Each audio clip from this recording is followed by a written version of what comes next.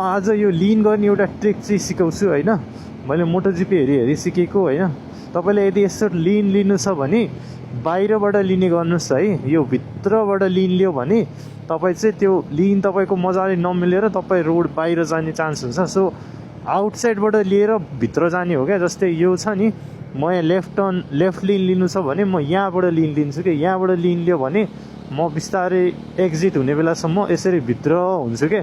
तर भित्रबाट मैले लिएँ भने म यसरी बाहिरपट्टि जान्छु कि। त्यही भएर चाहिँ यस्तोमा लिन गर्दाखेरि आउटसाइडबाट सर्कल लिएर अनि भित्र जाने। लिन गर्न आयो भने चाहिँ एकदमै रमाइलो हुन्छ के भन्छ नि, टर्न्सहरू कर्नरिङहरूमा चाहिँ अति नै मजा आउँछ कि लिन गर्न आयो भने चाहिँ।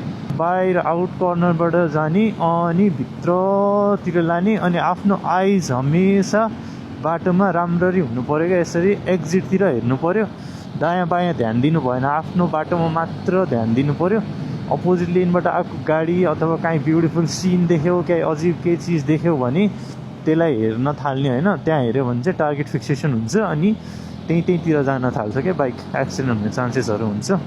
सो एकदम चिलमा चलाउने, कसरी मजाले आफ्नोतिर हेर्ने, बाइक आरामले जान्छ, कन्फिडेन्ट हुने, नडराउने। यसै फेरि नयाँहरूको लागि होला, फेरि त्यहाँ पुरा अलरेडी एक्सपिरियन्सहरूले आएर मलाई नसिका, तेरो बाउलाई नसिका भन्दै कमेन्ट चाहिँ नगर्नु फेरि।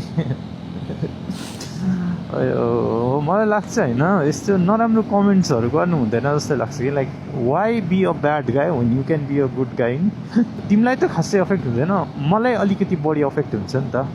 मलाई अथवा मैले आफ्नोलाई मात्र भन्न खोजिरहेको होइन है। फेरि अरूकोमा पनि, जुन कन्टेन्ट क्रिएटरकोमा तपाईँले गएर एकदमै हेट कमेन्ट दिइरहनु भएको छ, अननेसेसरी गाली गरिरहनु भएको छ भने तपाईँ त कमेन्ट गरेर चलिदिनुहुन्छ।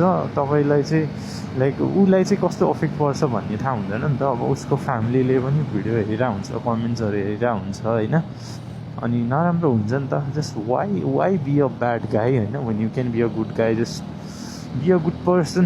अलरेडी इभिल त संसारमा यति धेरै छ, तिमी किन थपिन्छौ र त्यसमा? राम्रो मान्छे भन न।